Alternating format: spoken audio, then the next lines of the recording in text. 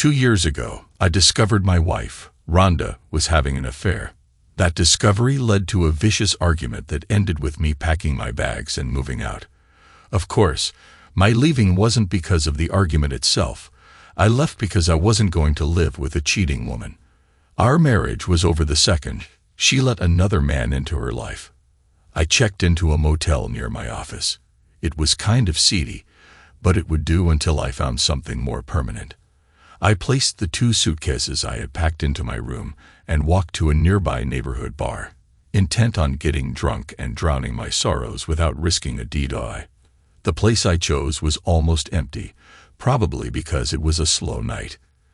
2 couples were sitting at tables, and one older man sat at the bar nursing a bottle of beer. I found a booth on the far wall, away from everyone else, as I wasn't in the mood for conversation. The bored-looking waitress came over, and I ordered a shot of Jack and a beer. By the time I finished my second round, I'd had enough time to think. I realized I could either sit around feeling sorry for myself or do what I normally did: meet this problem head-on. I was a spec builder constructing upscale homes at the height of the housing boom. I usually had 2 or 3 houses in progress at any given time.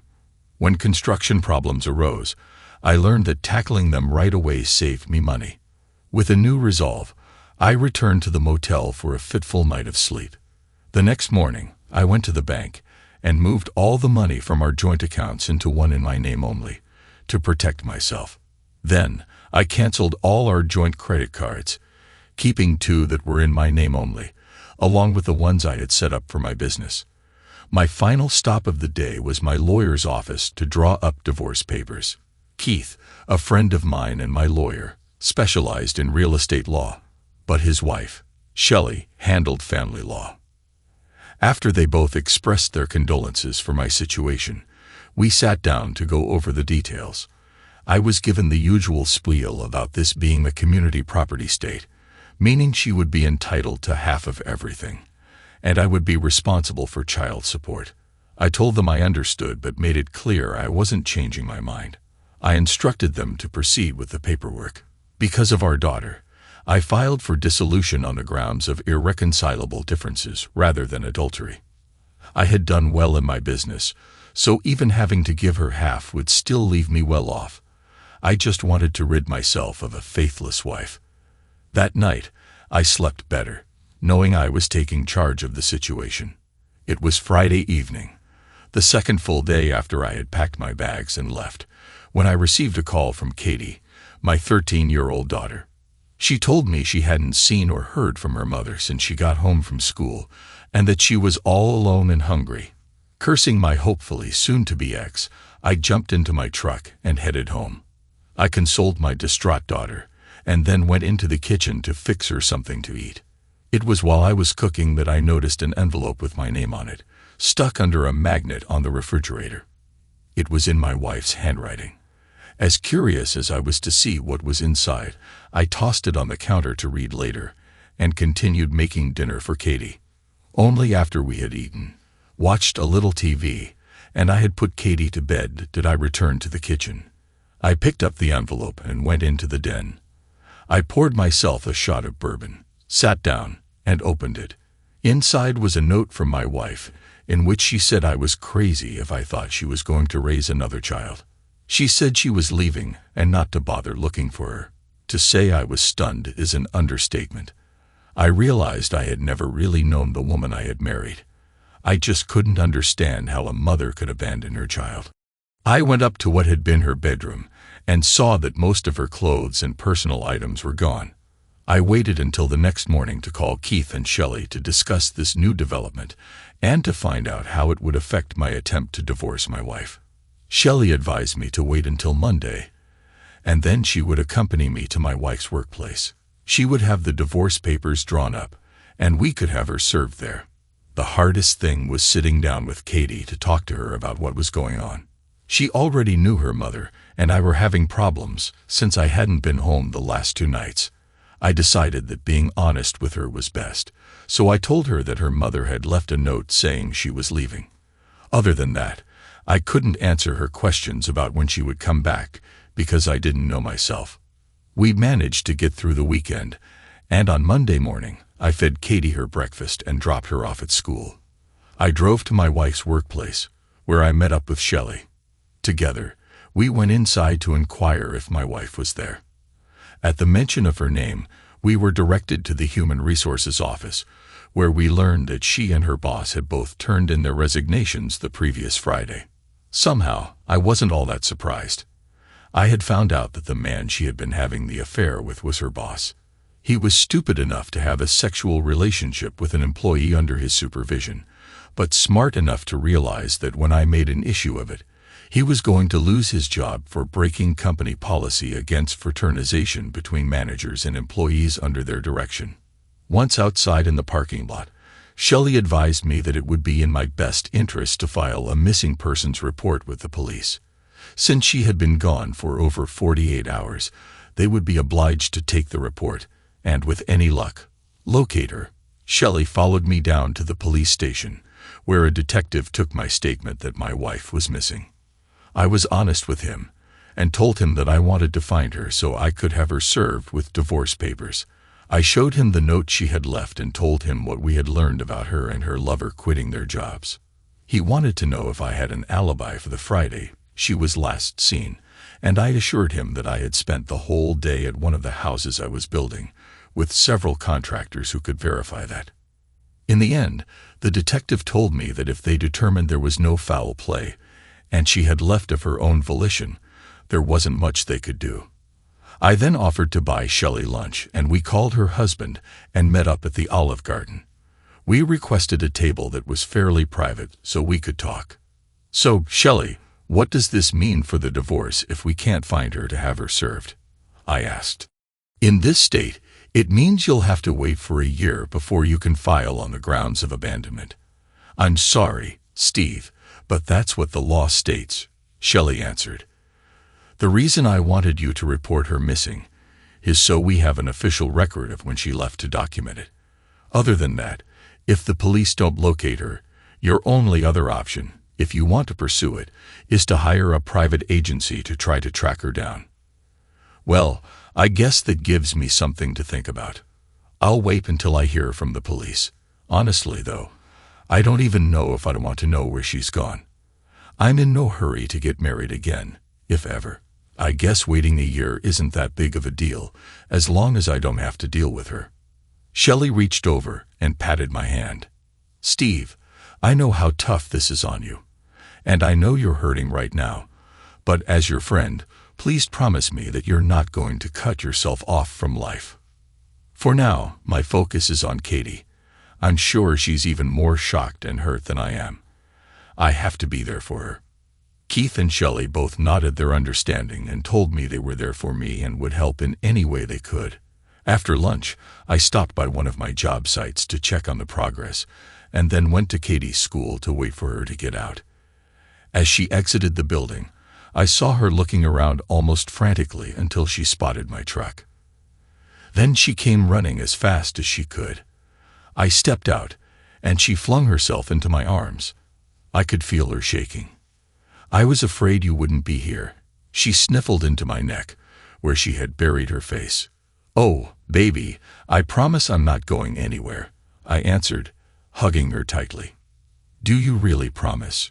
she asked, staring at me with her big blue eyes shimmering with tears. "Yes, honey, I really promise." I kissed her forehead and carried her around to the passenger side of the truck, buckling her in. With a little prodding, I finally got Katie to open up about her school day during the drive home. Once home, Katie wouldn't let me out of her sight. I continued to reassure her that I wasn't going to abandon her. Despite that, she began to have nightmares. I would wake up to hear her sobbing in her sleep, rush to her room, and find her clinging to me for dear life. When I asked her what she was dreaming about, she said she was lost and couldn't find either her mother or me. The biggest saving grace I had at this time was my office manager, Renee. I had hired her years ago to help me handle the many mundane aspects of my business, filing for permits, arranging inspections, and freeing me up to focus on more demanding tasks. Over time, I had come to rely on her completely. She now kept subcontractors on schedule, ordered and tracked materials, and handled all the necessary paperwork. I trusted her so much that she even wrote the checks for subs and vendors, which I would stop by to sign every Friday. When I had decided I needed help running my business, I placed an ad in the local paper and began interviewing applicants. I was getting discouraged after meeting people who didn't have the qualifications I needed, until Renee applied. I still remember the day she walked in the door. Even though I was married at the time, I could recognize a good-looking woman when I saw one. She was about 5'4", with big brown eyes and a cute button nose. I guessed her to be in her early 30s, and it was obvious she kept in shape. She wore a blue business suit that wasn't revealing but still hinted at her trim figure. The interview went well. I was impressed by her qualifications, as she had worked for her father, who owned a construction company and was well-versed in the business. When I asked why she no longer worked for him, she explained that her husband had been transferred to this area, so they had to move. I also learned she had a daughter the same age as my Katie, and now that her daughter was in school, Renee wanted to return to the workforce. We reached an agreement on wages, and I finally had an office manager. Don't get the wrong idea. Nothing ever happened between us, not even flirting. I was married and took my vows seriously, and even if I hadn't been, she was married, and I had a strict rule about not messing with another man's woman. For her part, it was clear she loved her husband very much, and wasn't the type to cheat. When I let Renee know about what was happening with my marriage and Katie's nightmares, she immediately suggested therapy for Katie. I realized she was right, and with her help, found a therapist willing to work with us. I chose a woman therapist because Katie had always been shy around men she didn't know. I met with Dr. Walters to explain everything that had happened and why I felt therapy was necessary for Katie. We set up a schedule for Katie to meet with her twice a week. Dr. Walters also wanted me to be available for some sessions where we could work together. Meanwhile, the police sent over a female detective to speak with Katie as part of the missing persons report I had filed. Katie told them the last time she had seen her mother was Friday morning before school. She mentioned that her mother had seemed distracted, but hadn't thought much of it at the time. About a week later, I was asked to come down to the station to meet with the detective I had initially spoken with. He informed me that their investigation had tracked my wife's lover's credit card usage to 2 motels and confirmed, through surveillance footage, that the two of them were together of their own free will. They had apparently left the state. Since there was no evidence of foul play, the police wouldn't pursue the case further. The next 2 months passed, and therapy seemed to be working for Katie.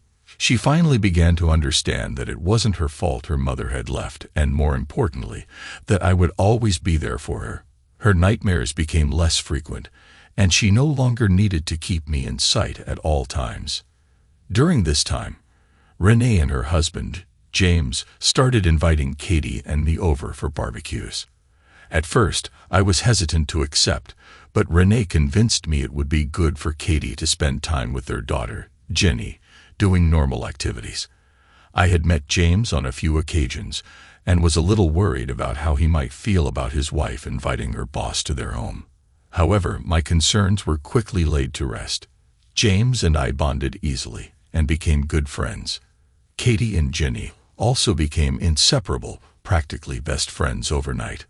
Renee, being a loving mother, went out of her way to make Katie feel comfortable and supported, giving her the kind of motherly guidance she sorely needed.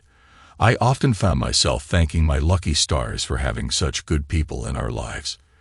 Little did I know, tragedy would strike again. 10 weeks after my wife left, I decided it was time to clear out the remnants of her presence from my bedroom. Although she had taken many of her clothes and personal belongings, some of her things remained. I brought up a couple of large garbage bags and began going through her drawers, emptying them out. In the last drawer, tucked into the back, I found a small box. Curious, I opened it and gasped at what I found. Inside was a baggie containing at least a 1/4 ounce of marijuana and a vial of white powder.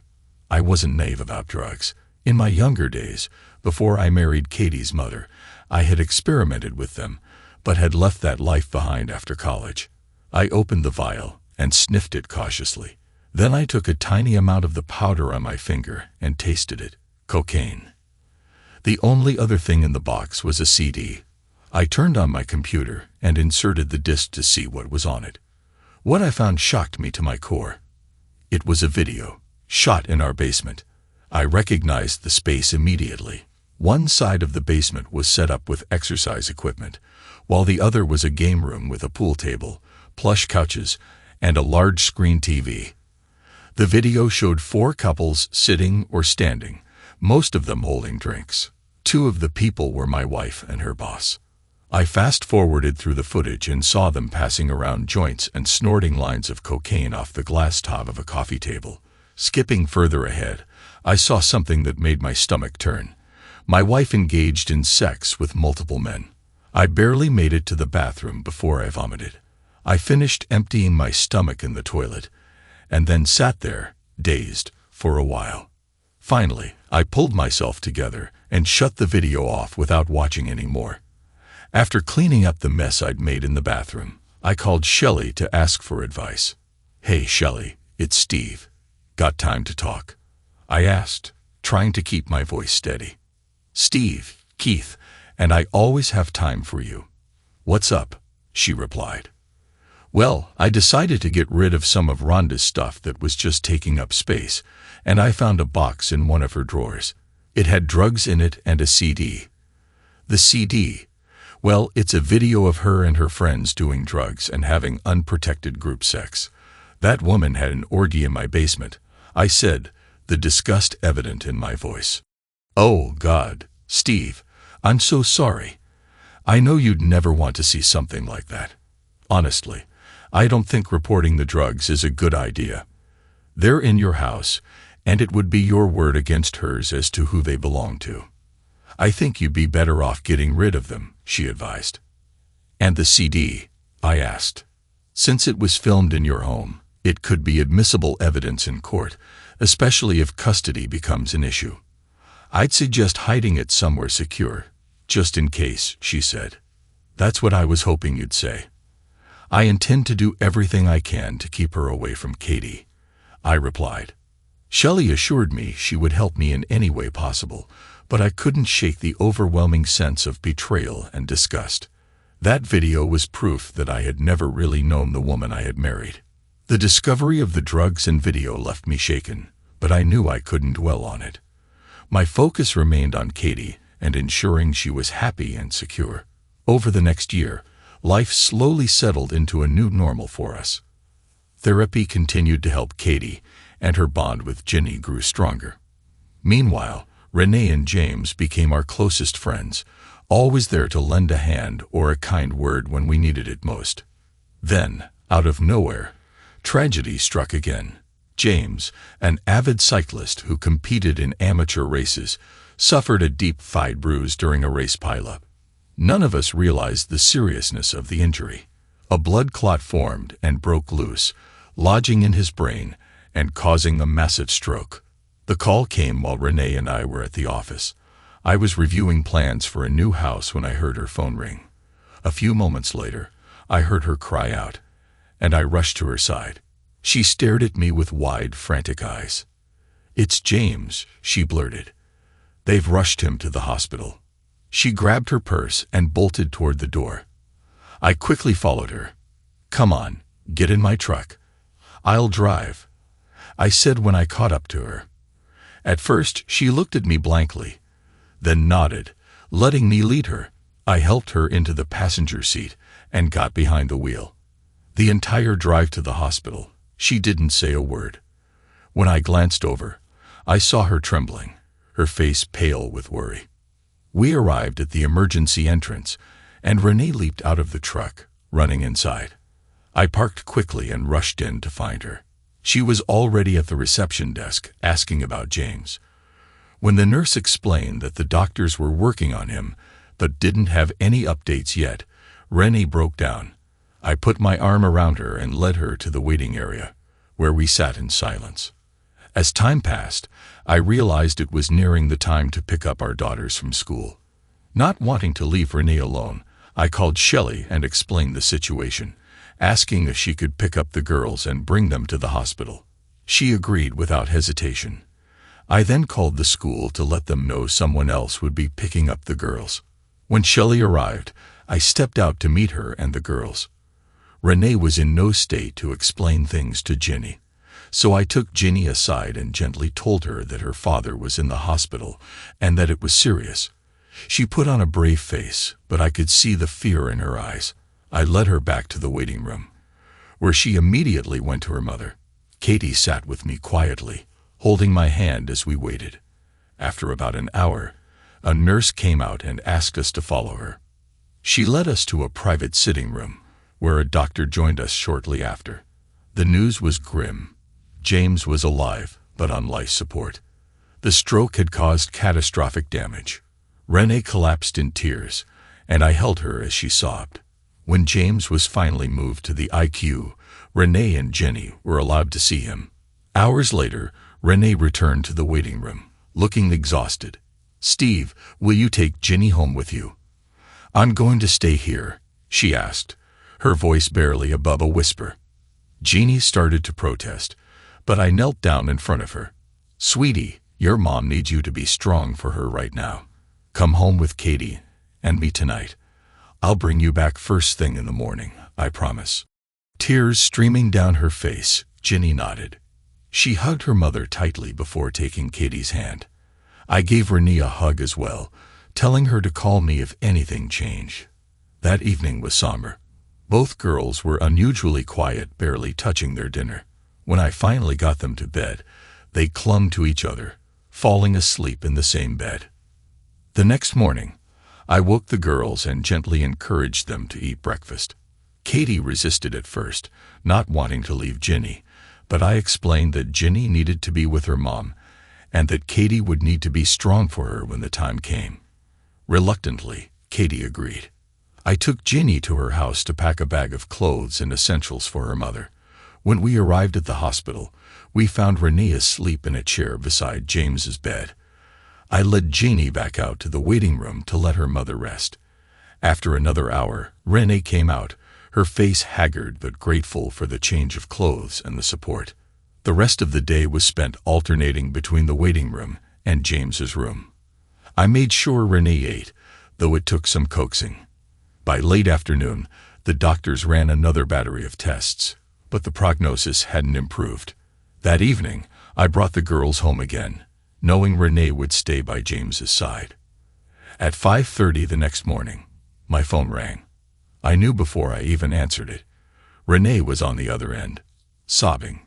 James had passed away during the night. I told her how sorry I was and promised we would be there as soon as possible. I quickly dressed and went to wake the girls. Katie began crying when I told her what had happened, but I reminded her that Ginny would need her strength. Katie wiped her tears and nodded, looking more mature than her 14 years. When I told Ginny the news, she broke down, and I held her as she sobbed. "Your mom needs you right now," I said gently. With Katie's help, she got dressed, and we headed to the hospital. Seeing Renee and Ginny in a tearful embrace broke my heart. Katie clung to me tightly, crying as well. I took care of the hospital arrangements, informing them that a funeral home would be contacting them soon. I then led Renee and Ginny back to my truck and drove them home. Once there, I settled them into the den and asked Renee for a list of people to call. She gave me the names of James's brother and a few friends, as well as her parents, who lived out of state. I also called Shelley and Keith, knowing they would want to help. Shelley came over immediately to assist Renee with the estate matters, assuring her that she would handle everything pro bono. As exhaustion finally caught up to Renee, Shelley and I helped her to bed. Before leaving, Shelley promised to take care of all the legal details, including reviewing James's will. The next few days were a blur of tears, planning, and comforting the girls. Renee's parents flew in, and I picked them up from the airport. They were kind, supportive people who quickly embraced Katie and me as part of their extended family. The funeral was held on Friday, and it was clear how much James had been loved. Friends, Coworkers, and even many of the subcontractors who had worked with me over the years showed up to pay their respects. After the funeral, Renee's parents stayed for a few more days, urging her to move back to their home state. Though tempted by their offer, Renee decided to take her time making any major decisions. She admitted she needed to think about what would be best for her and Ginny. Over the following weeks, Katie and I visited Renee and Ginny regularly to check on them. I could see Renee struggling to cope, but she remained strong for her daughter. I didn't push her to decide on her future, knowing she needed time to grieve. Then, one Monday morning, I arrived at the office and saw Renee's car parked outside. I walked in and found her sitting at her desk. "Well, boss, are you going to show me what you've messed up over the last couple of weeks so I can fix it?" she said with a small smile. "Does this mean?" I started. "Yes, it means we're staying. This is Ginny's home, and all her friends are here. Moving would only make things harder for her. Besides," she added with a smirk, "we both know you need me to keep your business running." I let out a breath I hadn't realized I was holding. "You sure know how to butter up your boss," I said with a grin. Life slowly began to return to normal. Katie and Ginny's friendship grew even stronger, and Renee and I continued to support each other as friends. But as time went on, our bond began to deepen in ways neither of us had anticipated. Over the next year, Renee and I spent more and more time together, mostly because of Katie and Ginny's friendship. The girls were practically inseparable, which naturally led to us attending school events, sports games, and other activities together. On weekends, if the girls weren't busy, they were usually at my house, swooning in the pool or doing homework. I always made sure to invite Renee as well. I didn't want her sitting at home alone. Our friendship continued to grow, and I found that I could talk to her about anything. Renee had become a surrogate mother to Katie, and I could see how much Katie valued her guidance. Renee was someone Katie could talk to about things a teenage girl wouldn't feel comfortable discussing with her father. Meanwhile, I found myself becoming a father figure to Ginny, though I was much less effective as a disciplinarian. Whenever I tried to lay down the law, both girls would giggle at me. It was always Renee who had to step in if they needed a firm hand. Thankfully, they were both good girls, and discipline was rarely necessary. Then, one Saturday about a year after James passed away, something happened that changed everything. I had gone to one of the houses I was building to resolve a minor issue. When I got back home, I noticed Renee's car in the driveway. We had planned a barbecue that day and were going to spend time lounging around the pool. I assumed everyone was outside, so I grabbed my swim trunks from the laundry room and decided to change in the downstairs bathroom. Normally, I would have gone to my bedroom, but I figured it was quicker this way. As I opened the bathroom door, I froze. Renee was standing there, reaching for her bikini top, wearing nothing but a skimpy pair of panties. She gasped and instinctively crossed her arms over her chest, and I quickly backed out, shutting the door behind me. "Oh my God, I'm so sorry," I stammered through the closed door, my face burning with embarrassment. I rushed into the living room, flustered and mortified, wondering if I had just ruined our friendship. I couldn't believe I had walked in on her like that. 10 minutes passed before Renee came out, now wearing her bikini. She saw the shame written all over my face as I struggled to apologize. "Renee, I'm so sorry. I heard the girls out by the pool and thought you were out there too. I didn't mean to walk in on you. Please believe me," I said in a rush. She stood in front of me, trying to look stern, but her expression softened after a few seconds. She started laughing and walked over, patting my cheek. "Steve, I know you'd never do that on purpose. It's okay. Don't worry about it. Now go get changed and put the chicken on the grill. I'm starving." With that, she turned and headed outside to join the girls by the pool. I stood there for a moment, stunned. Relief washed over me as I realized she wasn't upset. I quickly changed and went out back to grill the chicken. Renee was sipping wine while the girls played in the pool, laughing and splashing each other. I tried to focus on cooking, but the image of her standing there in just her panties lingered in my mind. After we ate, we sat on lounge chairs by the pool, soaking up the sun. We talked as easily as we always had, though I noticed her smirking at me a couple of times. At one point, during a lull in the conversation, she looked over at me with a mischievous grin. I knew I must have turned red. She laughed softly and let it go. By the time the sun began to set, the girls had decided that Katie would spend the night at Renee's house. As they ran to the car, Renee came over to say goodbye. She kissed me on the cheek, gave me another sly grin, and left. I stood there for a long time after they drove off, wondering if I had imagined the playfulness in her demeanor. That night, as I lay in bed, my mind drifted back to the events of the day. I couldn't stop thinking about Renee. I remembered how beautiful she had looked in the bathroom, and then again in her bikini. I realized I hadn't felt this way about anyone since Rhonda left. I had been so consumed with raising Katie and running my business that I hadn't even considered the possibility of being with another woman. But now my feelings for Renee were undeniable. I had no idea if she felt the same way, and I was terrified of ruining our friendship by saying anything. The following week was awkward for me. Whenever I was in the office, I found myself stealing glances at Renee, wondering if she had noticed the change in me. I avoided spending too much time there, opting to visit the construction sites instead. I didn't understand my feelings. Renee had always been my friend, someone I trusted and depended on. But now, something was different. The next Saturday, two things were happening. First, Renee and I were dropping the girls off at a 2-week sleepaway sports camp. Second, the local building association was hosting its annual awards dinner. It was being held at a hotel ballroom, with dinner, awards, and dancing. Renee was going with me as my guest. That morning, we dropped the girls off at camp. They were so excited to be there that they nearly forgot to say goodbye. Watching them run off laughing, Renee and I couldn't help but laugh as well. I drove her back to her house, telling her I'd pick her up at 6 o'clock for the event. When I knocked on her door that evening, my jaw nearly hit the floor. Renee was wearing a little black dress that was classy yet sexy, paired with a pearl necklace, black stockings, and high heels. She looked stunning. "God, you're beautiful," I said, unable to stop myself. She smiled, a faint blush coloring her cheeks. "Why, thank you, kind sir." During the drive to the hotel, I focused on the road, trying to keep our conversation casual. Inside, though, I felt like a nervous teenager. At the dinner, we were seated at a table with 3 other builders and their wives.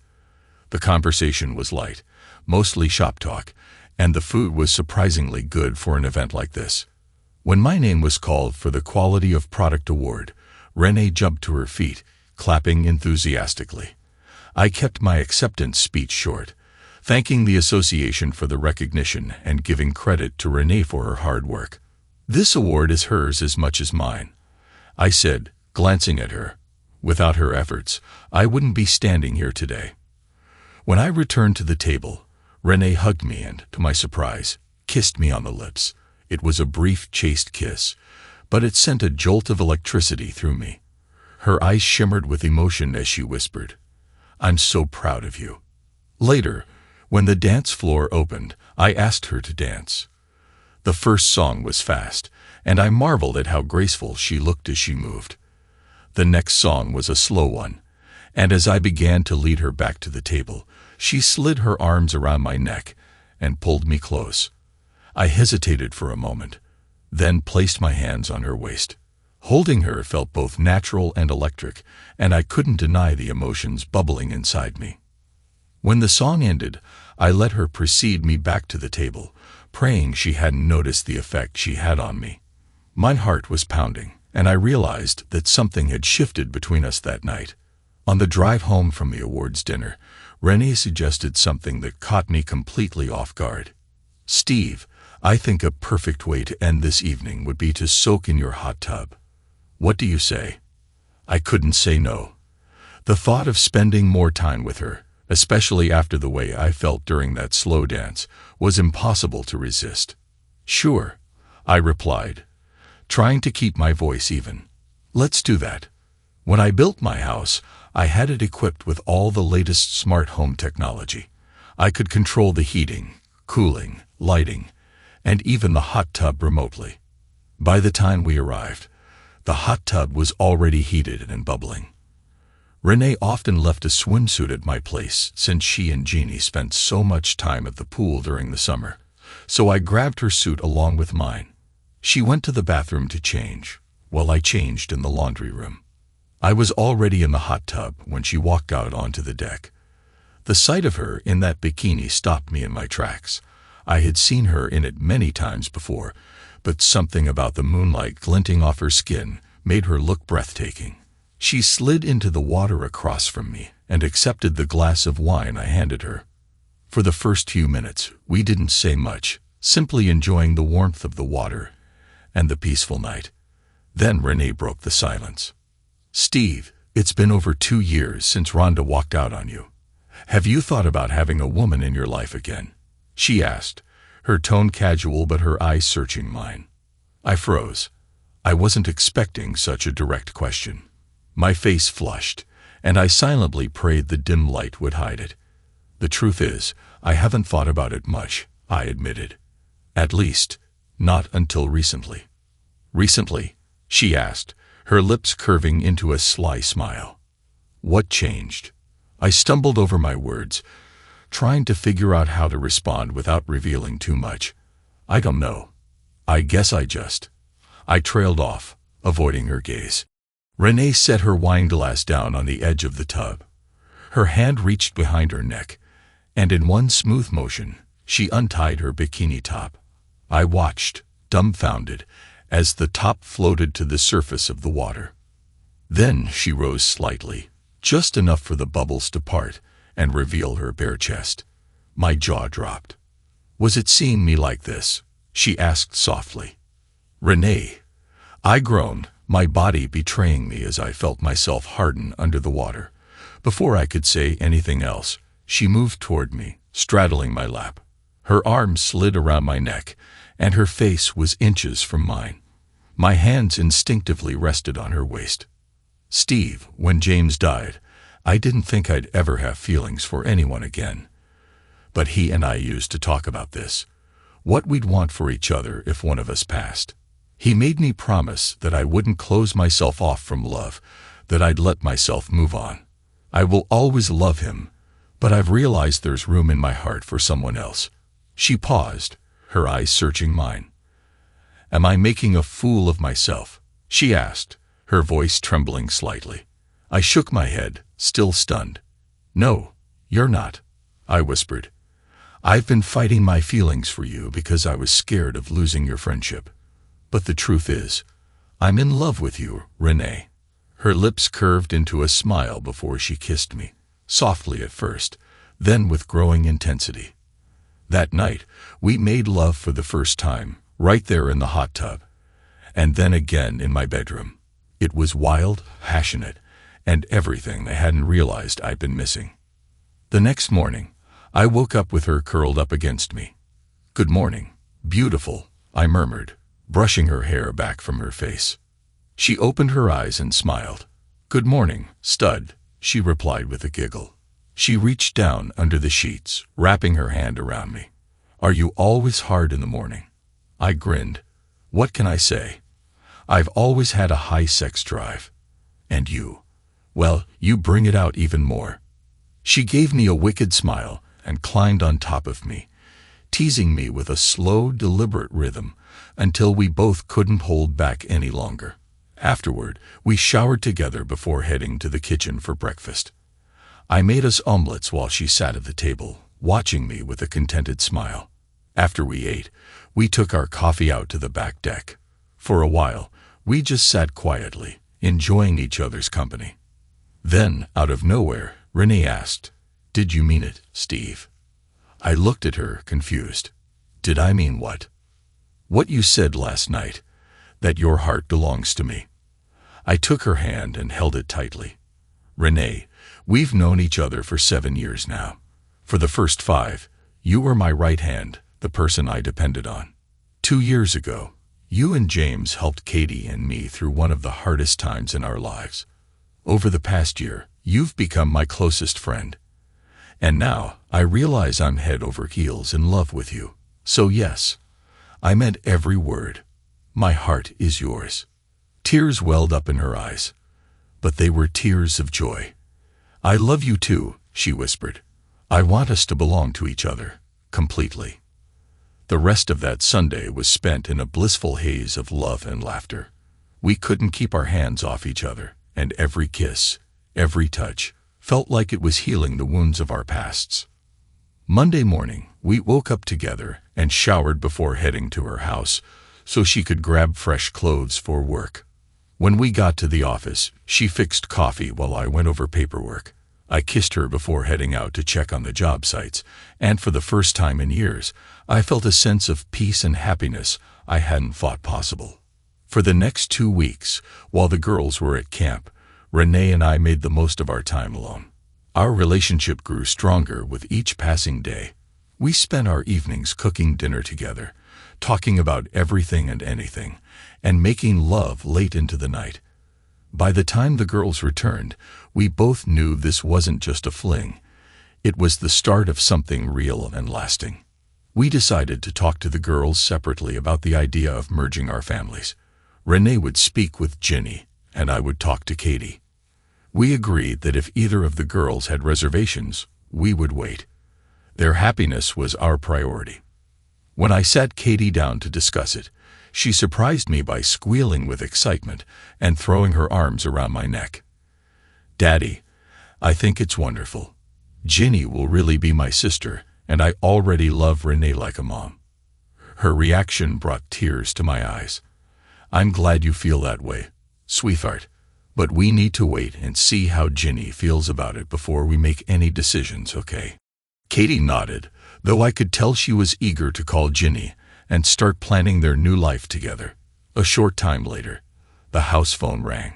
Caller ID said it was Renee. She told me that Ginny wanted to talk to Katie, but wouldn't give any hints about how the conversation had gone. I handed the phone to Katie, who immediately ran off to her room for privacy. I spent the next hour pacing nervously, wondering what was being said. Then suddenly, Katie burst out of her room and ran outside. I heard what sounded like happy squeals, and moments later, she came back in with Ginny and Tao. Both girls threw themselves at me, hugging me tightly. As I looked up, I saw Renee standing in the doorway, smiling warmly, with 2 suitcases in her hands. My heart swelled with emotion as I realized that, at long last, our families were coming together. The girls ran upstairs, dragging the suitcases with them, leaving Renee and me alone in the living room. I stood there, still processing everything, until Renee walked over to me. Without saying a word, she wrapped her arms around my neck and kissed me. It was a kiss full of love, relief, and excitement for what was to come. "I guess this means they're on board," I said with a chuckle once we broke apart. "Apparently our daughters were ahead of us on this one," Renee replied with a laugh. Ginny told me that she and Katie had already talked about us being together and were just waiting for us to figure it out. We both laughed at how perceptive our daughters were. That evening, we went out for dinner to celebrate the joining of our families. Sitting at the table, watching the girls giggling and whispering to each other, I felt an overwhelming sense of gratitude. After everything Katie and I had been through, life was finally moving forward in a way I never thought possible. Over the next few days, Renee and Ginny officially moved in. We made several trips to her house, bringing over furniture, clothes, and other belongings. Renee and I decided to sell her house, as the real estate market was hot, and it didn't make sense to hold on to it. When the sale went through, she wanted to put the money into a joint account, but I had a better idea. We decided to place the funds in a savings account for Ginny's college expenses. It felt like the right thing to do, and I knew James would have wanted it that way. Life in our blended household settled into a happy rhythm. Katie and Ginny were thrilled to be living under the same roof, and the two of them became as close as sisters. Renee and I quickly adjusted to sharing a home, and it felt natural having her there. Of course, There were some minor challenges, like the fact that I was now outnumbered 3-1 by females.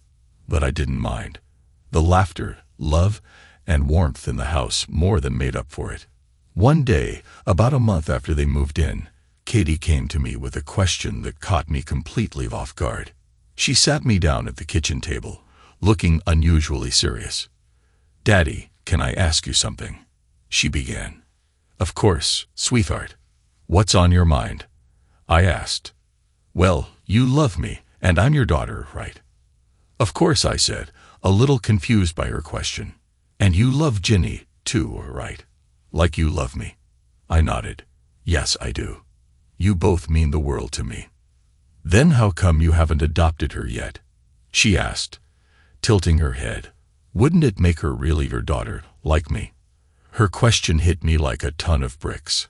I hadn't considered adoption, but as soon as she said it, I realized how much I wanted that too. I glanced over at Ginny, who was sitting nearby, watching me intently. Tears were already forming in her eyes, and her chin was trembling. "Honey," I said, turning to her, "there's nothing I'd love more than to make you my daughter legally. Would that be something you'd like?" Jeannie's tears spilled over as she nodded. "Yes, Daddy, I really would." Hearing her call me Daddy for the first time broke me. I opened my arms, and she flew into them, sobbing as I held her close. Katie joined in, wrapping her arms around us. At that moment, Renee walked in, carrying bags of groceries. She froze in the doorway, confused at first, until Katie rushed over to her and whispered what had just happened. Renee dropped the bags and ran over, joining the group hug. There were tears all around, but they were tears of pure joy. Later that night, after the girls had gone to bed, Renee and I sat together on the couch, holding hands. "Are you sure about this, Steve?" she asked softly. "Adopting Ginny is a big step." "I've never been more sure of anything in my life," I replied. "She's already my daughter in my heart. This just makes it official." The adoption process took several months, but by the end of it, Jeannie legally became my daughter. The day it was finalized, we celebrated with dinner at Ginny's favorite restaurant, and for the first time in a long while, I felt like our family was truly complete. The next few years flew by. Katie and Ginny excelled in school, their bond growing stronger with each passing day. Renee and I continued to build our life together, both personally and professionally. My business thrived, in no small part thanks to Renee's efforts. As my workload grew, Renee began taking on more responsibilities in the field, managing subcontractors, and ensuring everything ran smoothly. We even hired another office assistant to help with the administrative tasks. Renee and I married the following spring in a small, intimate ceremony. Shelley was Renee's bridesmaid, and Keith served as my best man. The girls were ecstatic, acting as each other's maids of honor. The wedding was simple, held in our backyard, surrounded by close friends and family. Afterward, Renee and I went to Fiji for a week-long honeymoon. It was paradise. But even more than the gorgeous beaches, I cherished the time we spent together, reaffirming our love for one another. When we returned, life resumed its happy routine. Katie began calling Renee Mom not long after the wedding, which melted my heart. And just after Ginny's 17th birthday, she called me Dad for the first time.